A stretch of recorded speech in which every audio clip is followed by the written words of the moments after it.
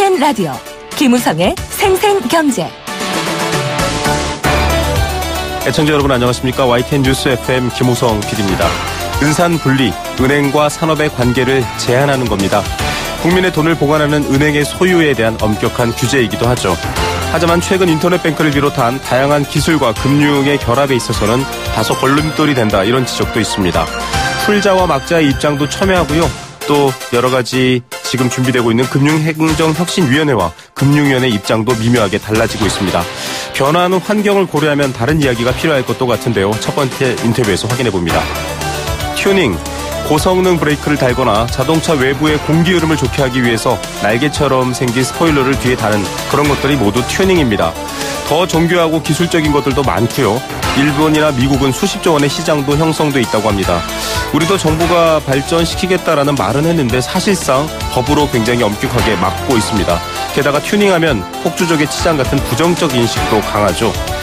원래 자동차를 만든 메이커의 부품만 써야 한다, 이런 규정까지 새로운 개정에 들어갔는데요. 사실상 튜닝 산업을 막고 있다, 이런 비판이 나오고 있습니다. 전문가 연결해서 이야기 들어보겠습니다. 목요일 뉴스 경제수업에서는 생산자 물가와 소비자 물가의 관계도 한번 살펴봅니다. 2017년 12월 21일 목요일 김우성의 생생경제 지금 출발합니다.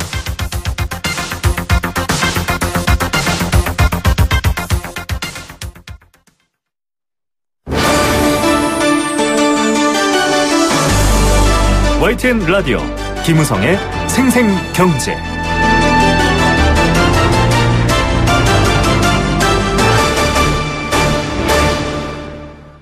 네, 첫 번째 생생 인터뷰입니다.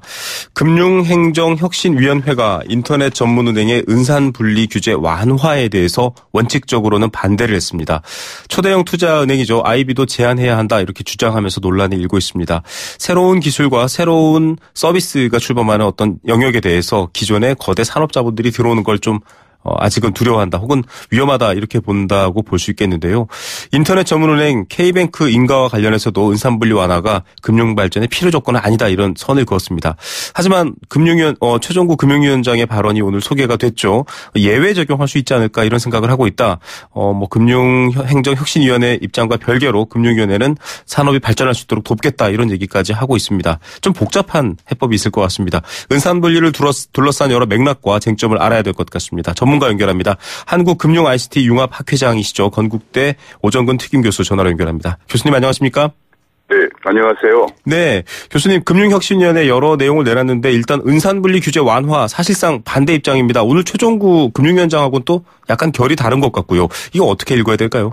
네, 그렇습니다. 은산분리 완화를 반대한다는 것은 1960년대, 70년대 우리가 은행 자본시장이 발달이 안 돼서 대기업들이 주로 은행에서 돈을 빌릴 때, 그때 네. 이제 거대 산업과 은행들이 유착되어 있으면은 은행이 재벌의 사금고가 된다, 이런 우려에서 60, 70년대에 나왔습니다만 지금은 자본시장이 많이 발달되어 있기 때문에 대기업들은 주로 주식이나 채권을 발행해서 자금을 조달하고 네. 거의 은행 대출이 없는 그런 상황인데도 불구하고 좀 은산분리 완화를 반대하는 것은 좀 시대착오적인 그런 과거의 그 네. 생각을 벗어나고 있지 못하다, 이렇게 볼 수가 있겠습니다. 예, 사실 이 큰 돈을 필요로 하는 기업이 은행을 갖고 이 국민들이 돈을 맡기는 곳이죠. 사금고처럼 쓰면 안 된다, 이 과거의 논리인데 요즘 사실 말씀하신 것처럼 기업이 은행으로부터 큰 돈을 빌리거나 이런 상황도 없기 때문에 오히려 지금 막고 있는 거는 여러 가지 K뱅크나 카카오뱅크 같은 새로운 형태의 어떤 금융 서비스나 기술과의 결합을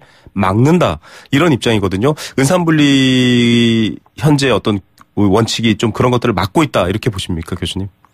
네, 그렇습니다. 지금 현재 지금 말씀하신 대로 이제 요즘 인터넷 전문은행 모바일 뱅킹이라고도 하죠. 이것은 사실상 IT라는 기술 혁신이 금융을 바꾸고 있는 그런 상황이기 때문에 네. 중국의 경우에는 예컨대 알리바바 그룹이 갖고 있는 마이뱅크는 지분을 30% 보유하고 있고요. 그다음에 네. 텐센트라고 하는 인터넷 회사는 위뱅크 지분 역시 30% 보유하면서 지금 마이뱅크, 위뱅크 중심으로 중국 금융을 혁신시키고 있거든요. 네. 근데 우리는 의결권이 있는 지분을 4%밖에 허용하지 않기 때문에 경영 결정을 할 수가 없을 뿐만 아니라 네. 이것 때문에 투자 유인이 없어서 지금 현재 굉장히 인터넷 은행들이 지금 K뱅크와 카카오뱅크가 돌풍을 일으키고 있는데 네. 지금 자본 확충이 안 되어서 네. 오히려 지금 일부분 얼마 전에도 중금리 대출을 중단하는 이런 사태까지 네. 벌어지고 있습니다. 그런데도 불구하고 시대착오적인 은산분리를 해야 된다 이런 주장이 나왔다는 것은 금융행정 혁신이라고 하는 네. 혁신이라는 단어와는 완전히 정반대로 가고 있는 것 같은 느낌입니다. 예. 사실 뭐 자본에 대한 견제, 뭐 여러 가지 산업 자본에 대한 견제 이런 논리를 100번 수용하더라도 인터넷 은행 쪽은 좀 달라지는 것 같습니다. 지금 최종구 위원장 같은 경우에는 예외를 좀 줘야 된다. 아니면 뭐 금융행정혁신위원회가 반대해도 우리는 좀 인터넷 은행 이거 키우도록 지원하겠다 이렇게 밝혔거든요. 그 입장은 어떻게 평가하십니까? 네, 그렇습니다. 저는 뭐 최 위원장의 그 발언이 너무도 당연하고요. 지금은 금산 분리가 아니고 네. 금산 융합 시대입니다. 완전히 융합. 네. 디지털 혁명이 일어나고 있는 그 혁명이 사실은 금융을 혁신시키고 있어서 네. 중국은 핀테크란 말이 아니고 테크핀이란 말을 쓸 정도로 네네. 지금 중국 금융이 앞서가는 것도 바로 지금 금산 융합에 의해서 일어나는 건데 네. 60, 70년대의 그런 시대착오적인 사고방식을 지금도 얘기한다는 것에 대해서 너무 안타깝습니다. 예. 자, 여기서 좀 궁금한 게 있습니다. 방금도 뭐 테크핀이라고 중국에서 부를 정도로 이 새로운 기술 혁신에 대한 관심이 높다 설명해 주셨는데 이제 핀테크, 기술과 금융의 결합입니다. 그런데 인터넷 전문은행과 핀테크를 동일시하지 않도록 권고한다. 이거 사실 뭐 얼마 전에 가상통화 얘기 나올 때도 마찬가지 얘기를 했거든요. 블록체인과 가상통화를 분리해서 보겠다. 이런 얘기랑 비슷하게 다가오기도 하는데 어떤 의도고 어떤 의미라고 보십니까? 간단히 말씀드리면 그냥 인터넷 전문은행, 이 금융 혁신이 무엇인지 좀 이해가 좀 미흡한 데서 나온 얘기가 아닌가 싶습니다. 네. 이 현재 인터넷 전문은행은 한마디로 점포 위주가 아니고 네. 모바일을 중심으로 한 거거든요. 그렇죠. 이 모바일 중심으로 하기 때문에 여러 가지 거기에 들어가는 그 핀테크 기술, 비대면 결제라, 비대면 인정이라든지 비대면 결제라든지 또 사람을 안 보기 때문에 빅데이터 신용 분석이라든지 인공지능 리스크 관리 시스템이라든지 이런 것들이 혹은 또 이제 거래하는데 블록체인 해킹을 안당하기 위해서 블록체인 기술이라 이런 것들이 동시에 어우러지면서 인터넷 전문을 발전시키고 있는 것이기 때문에 네. 이것과 핀테크와 인터넷 전문은행을 분리해서 본다고 하는 것은 그야말로 우리 인터넷 전문은행의 발전을 반쪽으로 네. 반쪽밖에 안 되는. 그래도 인터넷 전문은행이 발달이 안 되면 아까 얘기한 그런 기술들이 수요가 없기 때문에 네네. 그런 핀테크 산업도 발달이 안 돼요. 네. 얼마나 많은 청년 창업이 날아갈지 굉장히 걱정이 많습니다. 예, 참 우려되는 부분을 명확히 밝히고 그것들을 해소한다면 다른 가능성은 열어야 되지 않냐 이런 안타까운 마음도 드는데요. 궁금한 부분은 카카오의 경우 지금 설립을 주도하고 뭐 이름도 카카오뱅크입니다만 지분이 10%거든요. 지금 이게 네, 예, 법 따르면 이렇게 돼 있는데 사실상 적극적으로 이끌어 나가거나 뭐 여러 가지 새로운 서비스를 개발하거나 그쪽 인터넷 뱅크나 혹은 핀테크를 좀 발전시키거나 하는 데 있어서 제약이 있다라고 하는데 실제로 지분이 적기 때문에 그렇습니까? 아니면 다른 방법이 있는 건가요? 지금 그렇습니다. 당연히 지금 이제 카카오는 지분이 K뱅크 지분 카카오뱅크 10%고 네. K뱅크는 KT가 8%밖에 안 되거든요. 네네. 그나마 이것도 의결권 행사는 4%밖에 못 합니다. 그러면 네. 당연히 의사결정권을 갖게 되지 못하고요. 또 이것 때문에 추가 증자가 안 되기 때문에 계속적으로 그 인터넷 전문은행의 대출 수요가 늘어날 경우에는 이제 그 자기 자본 나누기 대출 이렇게 해서 네네. 자연적으로 자본이 증가가 안 되면 대출을 못 하게 되죠. 그렇죠. 네. 그래서 이제 인터넷 전문은행의 발전을 제약하는 그런 요인이 될 것인데 이게 지금 중국과 한국은 너무 차이가 난다. 왜 우리가 지금 사회주의 국가보다 더 많은 규제를 하려고 하는지에 대해서 네. 다시 한번 생각해 볼 필요가 있다고 생각합니다. 예, 이게 뭐 여러 가지 기존에 여러 가지 불투명한 말씀하셨던 1960년대 상황에 대한 우려 부분과 또 별개입니다. 만약에 그렇다고 해도 그걸 막을 수 있는 대안을 마련하면 될 텐데요. 좀 안타까운 마음도 들기도 하네요. 일단 초대형 IB도 관심이 많이 모아지고 있지 않습니까? 지금 뭐 여러 가지 이제 개인적인 투자에 대한 관심으로도 많은 분들이 관심 갖고 계신데 역시 일반은행과 유사한 수준으로 건전성 규제 얘기가 나오고 있습니다. 이거 지금 얼마 전에 막 좀 환영받았던 얘기와는 좀 분위기가 다른데 어떻게 봐야 될까요?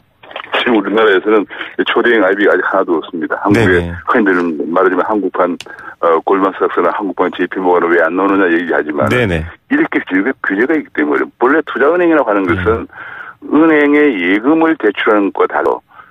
고위험 투자를 해서 고수익을 내는 금융을 말하는 거거든요. 네네. 그런데 이거를 은행과 똑같은 건전성 규제를 하게 되면은 당연히 초대형 IB들도 고위험 투자를 할 수가 없기 때문에 클 수가 없는 거죠. 한마디로 외국의 글로벌 IB들과는 게임도 안 될 뿐만 아니라 이런 영업에 엄청난 제한을 주기 때문에 은행과 다를 바 없는, 지금 세계 80건으로 들어져 있는 은행과 다를 바 없는 상황으로 가고 있는데도 불구하고 한국에 먼저 글로벌 IB 자체가 하나도 없는데 불구하고 키운다기보다는 벌써부터 이런 얘기가 나오는 것에 대해서는 정말 안타까운 생각이 듭니다. 네.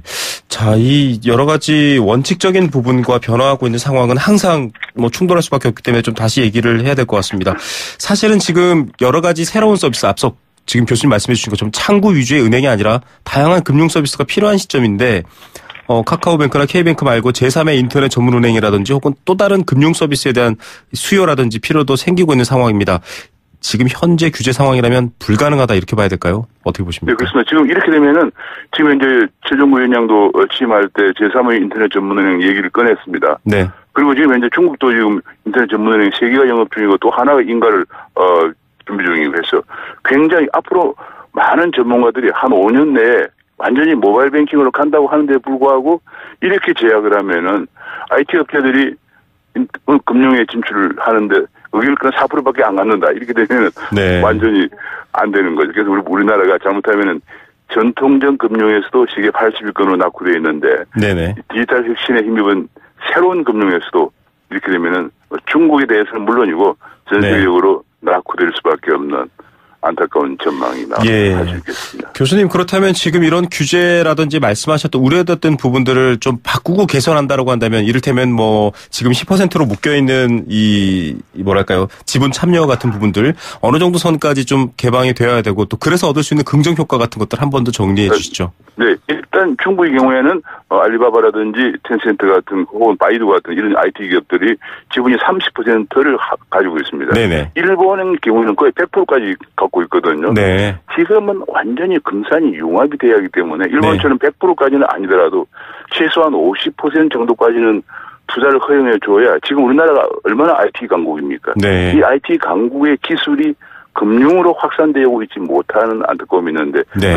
그렇게 한 50% 정도 지분을 허용해 주면 줘야 정말 IT 강국의 그 산업이 금융과 융합되면서 한국 금융이 이제는 발돋움해서 젊은 사람들에게 양질의 일자리를 만들어줄 수 있지 않을까 생각을 합니다. 예. 자, 분리의 원칙에 대한 부분들을 좀 안심하면서 융합이라는 새로운 요구에도 응답해야 될 것 같은데요. 당국의 입장이나 이야기 어떻게 변화되는지 저희도 계속 지켜보겠습니다. 교수님, 오늘 말씀 감사드립니다. 네, 감사합니다. 네, 한국금융 ICT 융합 학회장이시죠. 오정근 건국대 교수였습니다. YTN 라디오 김우성의 생생경제. 네, 함께 느끼는 우리 경제 공감사전입니다. 눈도 많이 오고 날씨도 많이 추운데요. 그래도 열심히 산업 현장에서 또 경제 여러 분야에서 일하시는 분들 많습니다. 정말 응원과 박수 보내드리고요. 그런 분들의 이야기도 항상 귀 열고 듣고 있습니다. 의견 보내주시면 됩니다. 단문 50원, 장문 100원에 정보 이용료 부과됩니다. 샵 0945번, 우물정 0945번 문자메시지 보내셔도 되고요. 스마트폰 애플리케이션 예스도 열어두고 있습니다. 참여해주신 분들 중에서 추첨을 통해 도심 속 꿈의 놀이터 일산 원마운트에서 워터파크 스노우파크 이용권 선물로 보내드립니다. 앞서 은산분리 또 금산분리 이런 이야기들 많이 했는데요. 좀 개념이 어려울 수도 있어서 저희가 한번 정리해보는 시간 마련했습니다. 은행법상 산업자본에 의해서 의결권이 있는 은행 지분을 최대 4%까지만 보유할 수 있도록 말한 규정을 말합니다. 금융자본과 산업자본을 분리해서 기업이 은행을 소유하지 못하도록 법적으로 막아놨습니다. 이 제도는 금융 관련 기업들이 금융자본을 잠식할 경우 발생할 수 있는 불공정한 일들 염두에 둔 조치입니다. 앞서 대기업 혹은 산업자본의 사금고화라는 얘기를 했는데요. 은행은 자기 돈을 얻은 게 아니라 여러 국민들의 돈도 또 여러 가지 금융의 흐름도 있는 곳이기 때문에 기업이 함부로 그 돈을 유용할 수 없도록 하겠다, 이런 취지인 겁니다. 그런데 요즘 변화한 시대에 맞춰서는 과연 그게 맞는 얘기인가라는 새로운 시각도 필요로 하고 있다고 합니다. 특히 인터넷 전문은행 출범하면서 이 규제가 새로운 참여라든지 자본의 증자, 서비스 개발 이런 것들을 막고 있어서 개정이 추진되고 있습니다. 지금 국내 인터넷 전문은행들 정보기술 기업이 주도하고 있지만 이 관련 법 때문에 대주주는 기존 금융권이 갖고 있는 상황입니다. 조금 변화하는 시대의 흐름에는 안 맞지 않나 이런 생각하시는 분들도 있고요. 또 대기업 혹은 인터넷 기업이라 할지라도 큰 기업이 은행을 소유하고 좌우지하는 것은 위험하다 이런 걱정하시는 분들도 있을 것 같습니다. 어떻게 생각하십니까? 은산분리 원칙과 새로운 변화 사이의 충돌 여러분들의 의견도 듣고 싶습니다.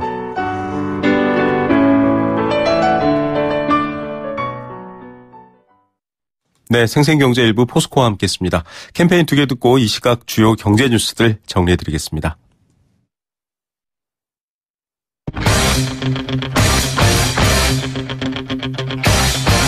지금 가장 뜨거운 경제 소식. 경제 톱 뉴스. 네, 지금 시각 오후 3시 27분 30초 막 지났습니다. 이 시각 주요 경제 뉴스 알아봅니다. 비즈니스워치 김춘동 기자입니다. 안녕하십니까? 네, 안녕하세요. 네, 가계부채 문제 늘 심각한데 가구당 부채로 봤더니 가구당 7천만 원을 넘네요. 네, 통계청이 발표한 2017년 가계금융복지조사를 보니까 올해 3월 말 기준으로 이 가구당 평균 부채가 7,022만 원으로 나타났습니다. 1년 전에 6,719만 원과 비교하면 4.5%가 늘면서 처음으로 7천만 원을 넘어섰는데 특히 20대 청년층의 부채가 42%나 급증을 했습니다. 네. 가구당 평균 소득은 5,010만 원이었는데요. 지난해보다 2.6% 늘었고 역시 처음으로 5천만 원을 넘어섰습니다. 전체 가구의 소득을 한 줄로 나열했을 때 이 가운데 있는 값인 이 중위소득은 4,040만 원이었고 이 3천만 원에서 5천만 원 미만의 구간이 4.2%로 좀 가장 많은 가구가 몰려 있었습니다.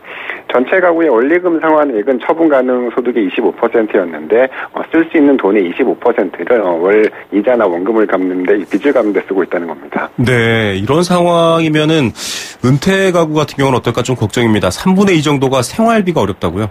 네, 가구주의 예상 은퇴 연령은 66.8세였는데요. 실제 은퇴 연령은 62.1세로 실제 은퇴 시기가 4년 이상 빨랐습니다. 그러다 보니까 노후 대비도 충분치 않았는데 가구주와 배우자의 월 평균 최소 생활비는 192만 원, 적정 생활비는 276만 원으로 조사가 됐습니다. 반면에 이 노후 준비가 전혀 안 된 가구가 17.8%, 잘 되어 있지 않은 가구가 38.2%로 노후 준비를 제대로 못하고 있는 가구가 절반 이상이었고요.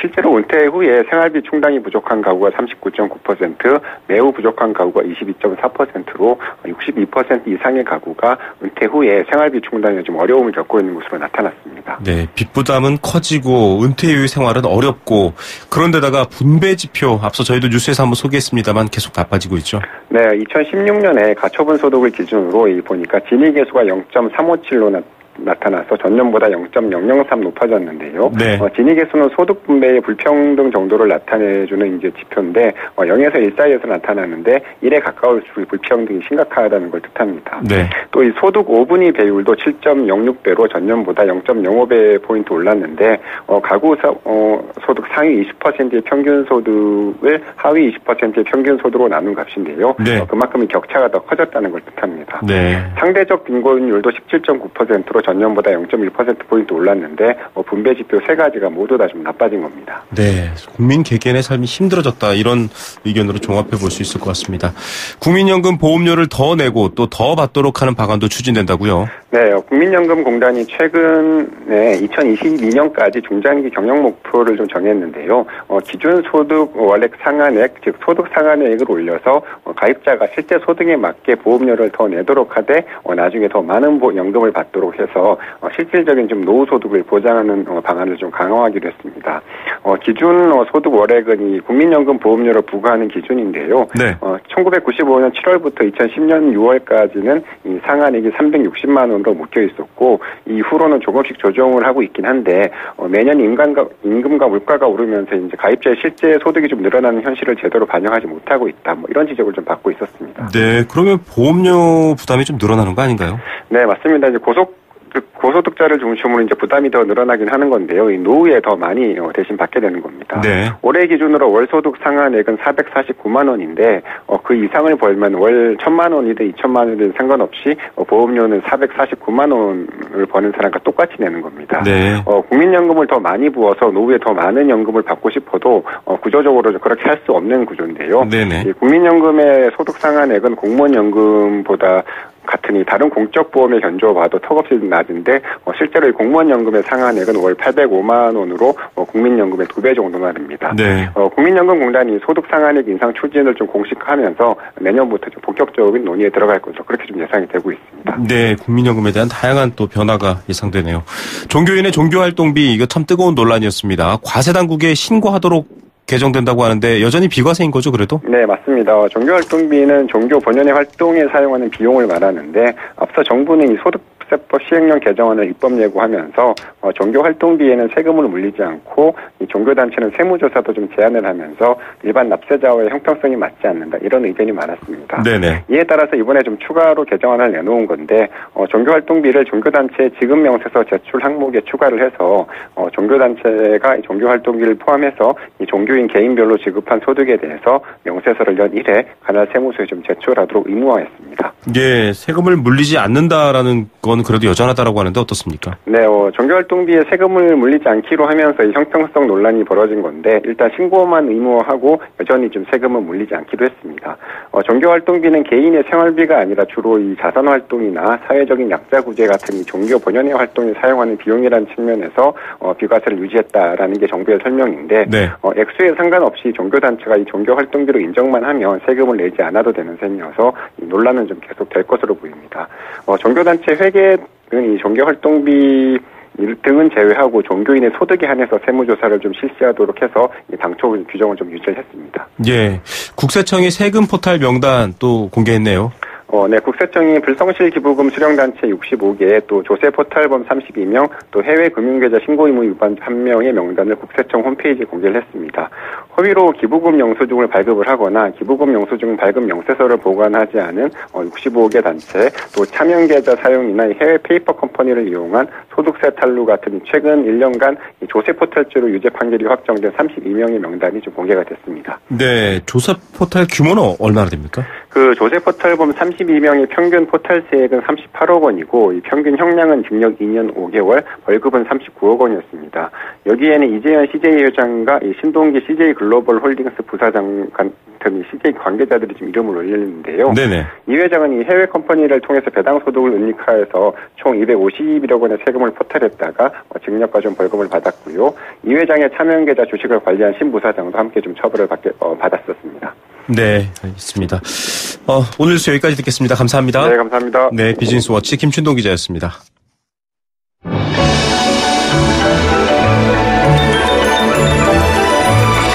오늘의 경제를 들여다보는 시원한 창. YTN 라디오 김우성의 생생경제 생생인터뷰. 네, 두 번째 생생 인터뷰입니다. 자동차 튜닝이라는 말 아직 좀 모르시는 분들도 있을 것 같은데요. 완성차 구입한 다음에 자신의 취향이나 편의에 맞게끔 차를 개조하고 바꾸는 걸 말합니다. 물론 자동차의 기본은 똑같은데요. 디자인 부분이라 성능 혹은 편의성 이런 것들의 개성을 살릴 수 있도록 해주는 거죠. 그런데 대부분 아주 제한적이거나 법적으로는 금지된 것들도 많습니다.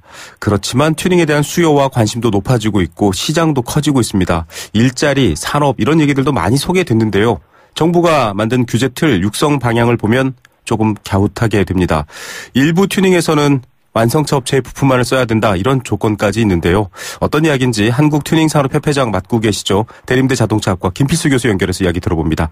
교수님 안녕하십니까? 네, 안녕하세요. 네, 일단 튜닝이라는 게 좀 낯선 분들도 있고요. 이게 산업적으로는 또 어떤지 좀 궁금한 게 많습니다. 어떤 건가요?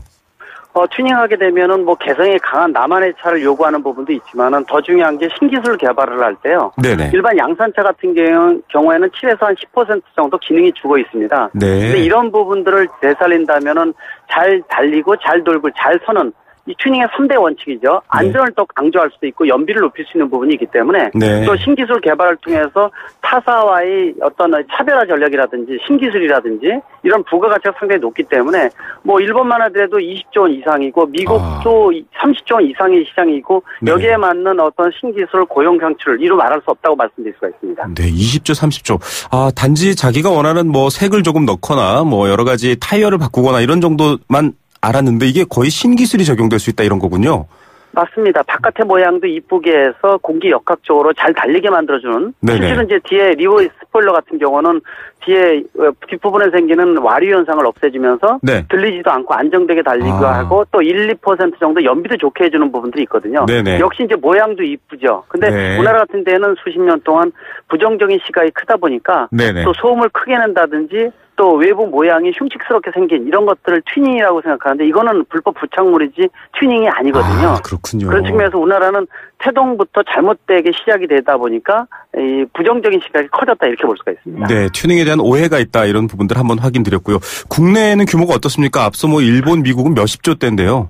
네, 국내는 지금 뭐 정확히 판단하는 게 어렵습니다. 왜냐하면 지하경제다 보니까요. 워낙 부정적이고 그러다 보니까 실태 조사를 했는데 대략 한 5천억 정도가 됩니다. 네네. 예, 근데 외국의 어떤 기준으로 보면은 국내에서는 4조에서 5조 원 정도가 좀 만들어져야 되거든요. 여기에 이르는 고용 창출은 3만 명 정도가 될 정도가 돼야 되는데 지금은 거의 굶어지고 한 50년 동안 그렇게 돼 왔었다는 거죠. 그런 측면에서 지난 정부부터 5년 이상을 지금 열심히 노력을 하고 있는데 이제서야 이제 황무지를 개간하는 단계다. 50년 누적된 부정적인 시각, 잘못된 법적 부분들이 한 번에 개정되기는 어렵거든요. 그런 측면에서 기대를 많이 하고 있죠. 특히 요새는 전기차나 자율주행차가 화두지 않습니까? 그렇죠. 근데 튜닝이라는 것은 친환경차, 전기차도 해당이 되고 자율주행차도 해당이 되는 거기 때문에요.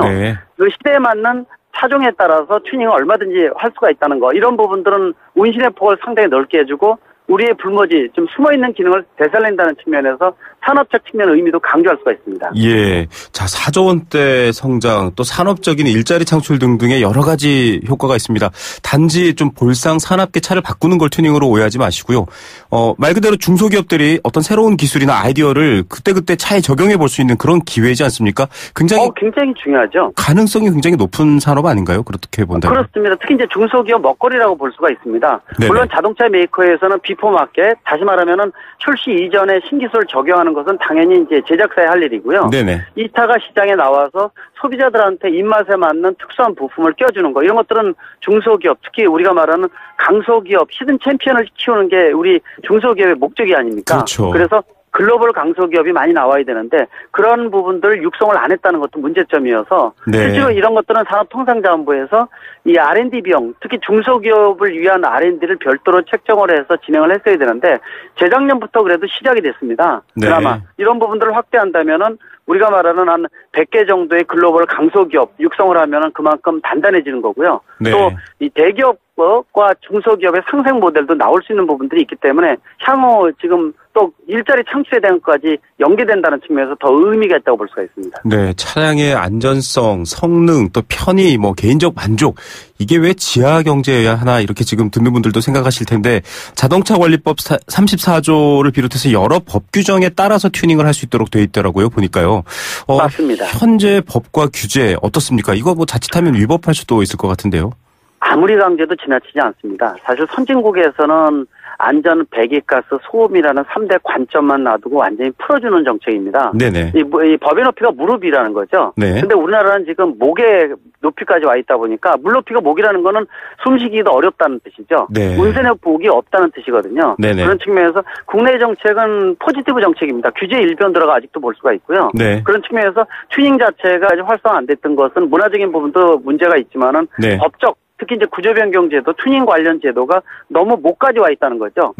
특히 이제 안전이라는 이름을 가지고 하다 보면은 한없이 규제를 하거든요. 이제 이런 부분들은 사실 어떤 중소기업이나 강소기업 육성이라든지 신기술 개발은 거의 불가능했었고 그런 상태에서 또 아까 말씀드린 부정적인 튜닝, 불법 부착물에 대한 부분들이 나오다 보니까 아예 불모지로 전락했기 때문에 이 우선 정부에서는 법적인 부분부터 좀 네거티브 정책, 좀 규제 일변도가 아니라 선진국을 얼마든지 벤치마킹할 수 있는 사례는 많이 있거든요. 괜히 일본이나 미국이 20조 원, 30조 원, 유럽은 35조 원이거든요. 근데 국내에서는 우리나라가 세계 5대 글로벌 넘버 5에 들어갈 정도로 자동차 기술이 올라갔다 이렇게 얘기를 하고 있는데 튜닝을 얘기하면 수십이도 안 됩니다. 상당히 절름발의 상태이기 때문에 좀 균형을 잡는 역할, 특히 법적인 부분들을 정부에서 해야 된다 이렇게 보고 있습니다. 예, 목까지 올라온 규제 상황. 물론 안전 중요합니다만 과연 이 안전 편의에 관련된 튜닝 부분도 있는데요. 막아두는 게 능사일까 궁금합니다.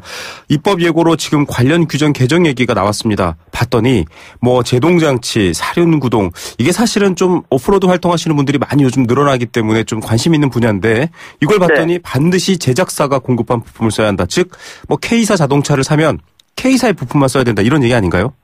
맞습니다. 좀 그 부분이 이해가 좀 안 되는 부분입니다. 사실 튜닝 활성화를 지난 정부도 그렇고 이번 정부도 활성화, 특히 일자리 창출까지 연계되기 때문에 상당히 중요한 의미를 갖고 있는데요. 또 중소기업 먹거리라는 측면이 있는데 자동차 제작사만의 부품을 써야 된다는 얘기는 아예 중소기업은 진출도 하지 말라는 뜻이거든요. 네네. 그런 측면에서 보게 되면은 그렇지 않아도 지금 뭐 대기업의 어떤 뭐 문어발식 확장이다 해가지고 중소기업과 대기업의 상생 그림이 상당히 중요하게 강조되고 있는 상황인데 이 앞뒤가 안 맞는 논리라는 거죠. 그래서 법적 부분을 그렇게 만들 필요도 없는 게 아니라 제작사 것도 좋지만은 최소한 중소기업이 개발하면은 이러한 테스트를 거치면은 얼마든지 활성화할 수 있다라는 그림을 만들어주는 게 맞는 답인데 아예 자동차 제작사만의 부품을 써야 된다라고 규정을 지어버린 거예요.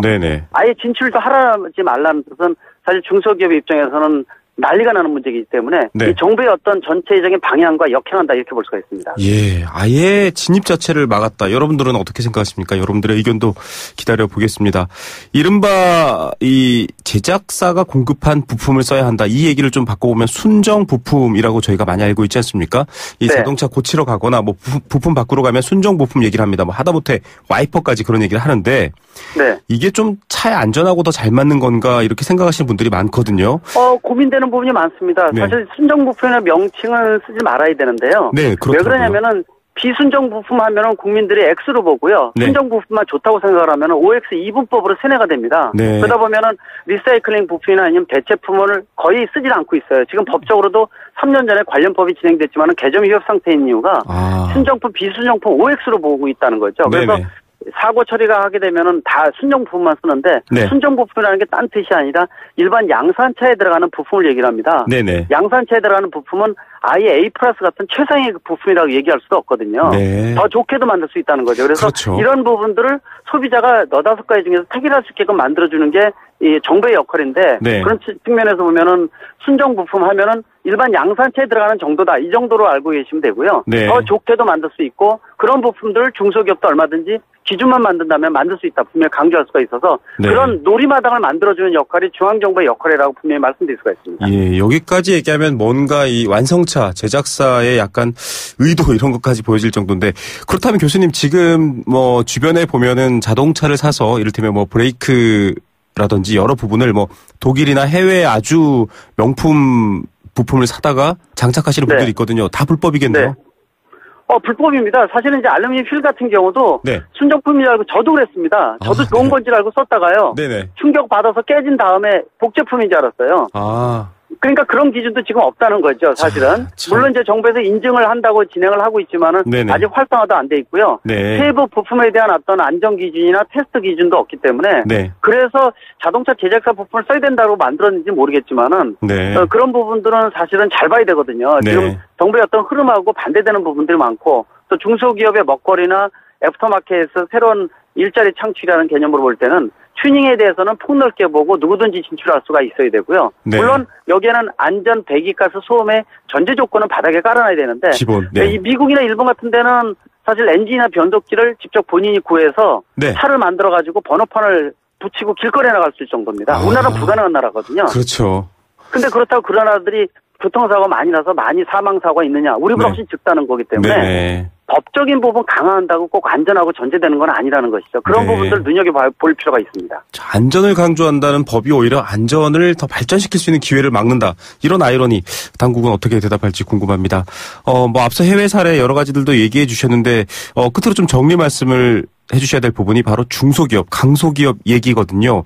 이거 네. 기회조차 이렇게 막아둔 건 좀 강력하게 정부에게 대화를 요구해야 되는 부분 아닐까요? 어떻게 생각하십니까? 맞습니다. 그 부분에 대해서 강력하게 제기를 할 것이고요. 네네. 특히 정부에서 지금 일자리 창출, 일자리 위원회까지 만들어서 먹거리 확보하는데 꼭 대기업이 아니라 중소기업 활성화돼야 됩니다. 네. 독일 등의 세계적인 글로벌 기업으로 떠오르는 것도 모두 이 중소기업, 특히 강소기업이 히든 챔피언이 워낙 많기 때문에 네. 그런 바닥에서 제작사하고 상생 그림이 워낙 좋게 만들어진다는 것이거든요. 근데 네네. 국내에서는 이런 부분이 희석돼 있다 보니까 튜닝에 대해서 이번 법적인 부분들도 또 중소기업의 먹거리라는 것, 또 일자리 창출이라는 이런 연계 측면에서 보게 되면은 분명히 법을 다시 한번 재점검을 해야 되지 않나 이런 생각이 들고요. 그런 네. 측면에서 첫 달쯤부터 다시는 네거티브 정책이 필요하다고 분명히 강조할 수가 있습니다. 예, 여러 가지 고민들이 많은데요. 여러분들 생각도 궁금합니다.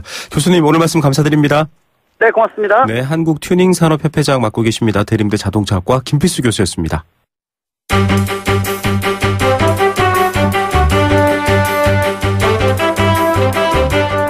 경제를 아는 힘. 홍영만의 뉴스 경제 수업.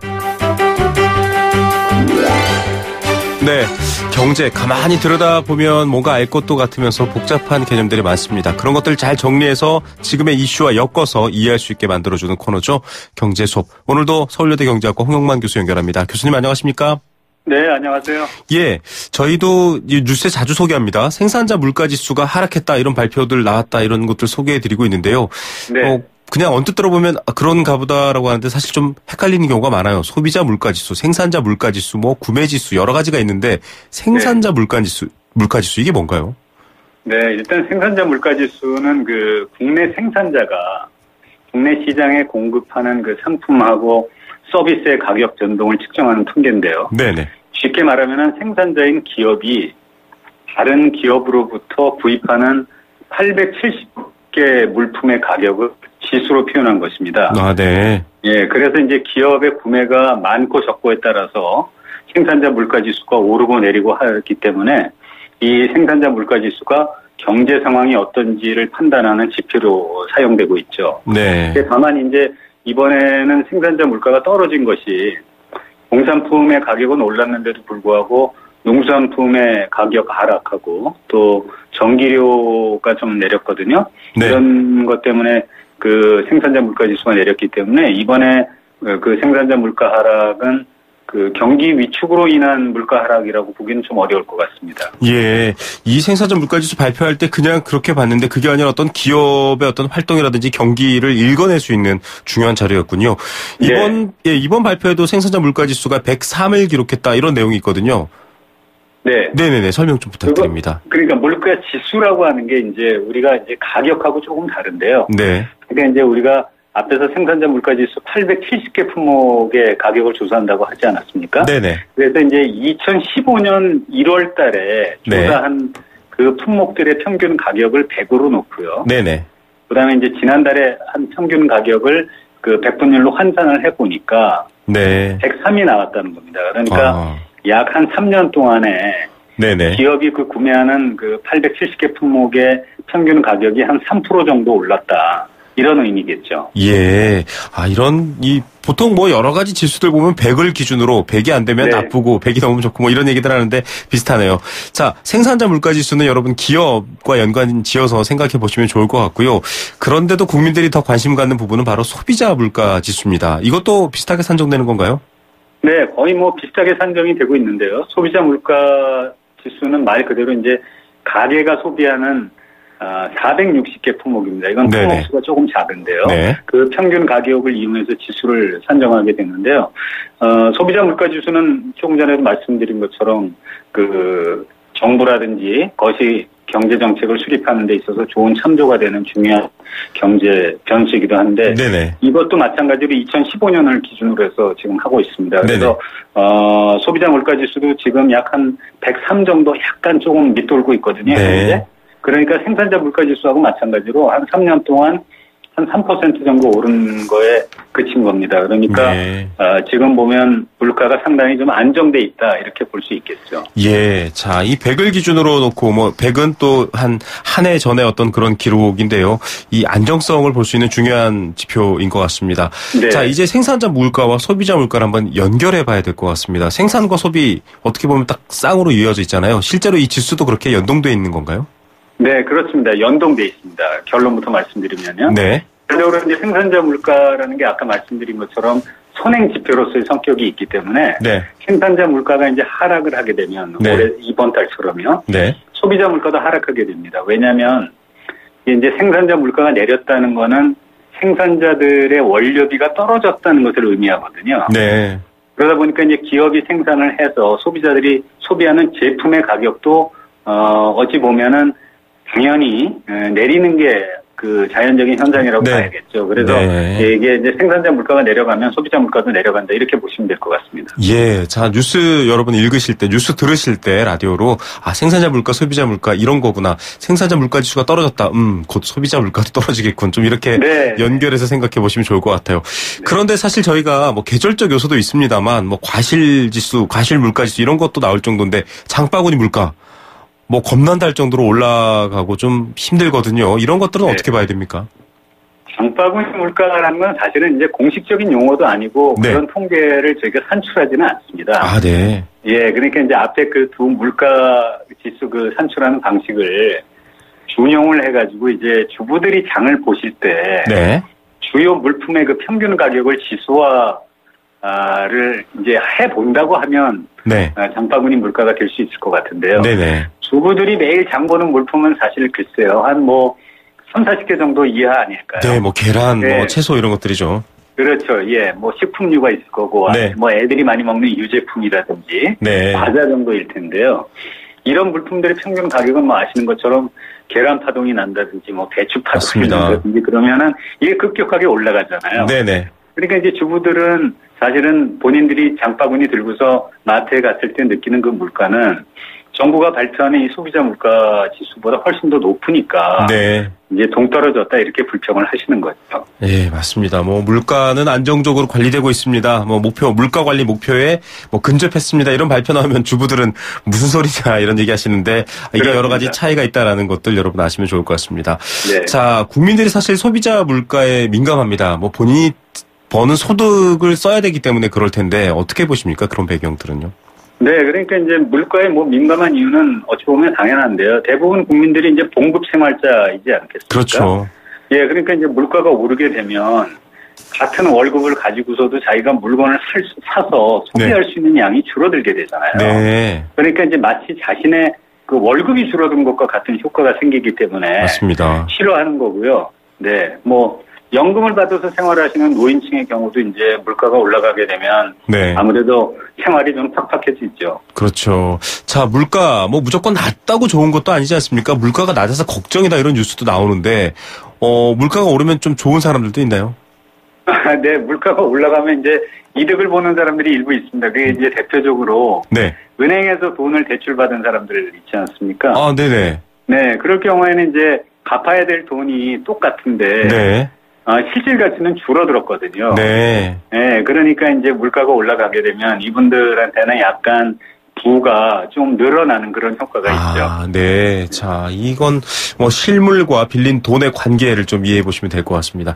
자, 최근에 이슈가 되고 있는 부동산 가격도 좀 많이 올랐습니다. 3년 네. 동안 물가 오른 거와 비교해 보면 좀 차원이 다른 것 같은데 이거 어떻게 봐야 될까요? 예, 저희가 조금 전에 말씀드린 것처럼 물가가 지금 한 3% 정도 올랐다고 했는데 부동산 가격은 이제 사실 많이 올랐죠. 그런데 이제 이게 부동산도 아까 말씀드린 소비자 물가지수 460개 품목 중에 하나에 불과하거든요. 아, 네. 예, 그러니까 이제 아무래도 가격 상승의 효과가 희석되는 측면이 있고요. 네. 또 다른 측면은 이게 서울의 일부 지역만 많이 올랐거든요. 그렇죠. 그러니까 이게 전국 평균을 하게 되면 네. 물가에 미치는 효과는 아무래도 좀 적어지죠. 그렇지만 네. 이게 아마 이제 전국적으로 확산이 되고 오래 지속된다면 네. 소비자 물가 상승을 아마 견인하는 요인이 충분히 될 수 있을 겁니다. 예. 자, 물가 지수 관련해서 이제 뉴스 들으실 때 더 잘 이해되셨길 바랍니다. 교수님 오늘 말씀 감사드립니다. 네, 고맙습니다. 네, 서울여대 경제학과 홍영만 교수였습니다. 네, 생생경제 포스코와 함께했습니다. 눈이 내리고 녹았는데 또 저녁엔 다시 얼 수가 있습니다. 운전하시는 분들, 안전운전 또 걸어가시는 분들 조심해서 걸어가시기 바랍니다. 내일 오후 3시 10분에 다시 오겠습니다. 김우성의 생생경제였습니다.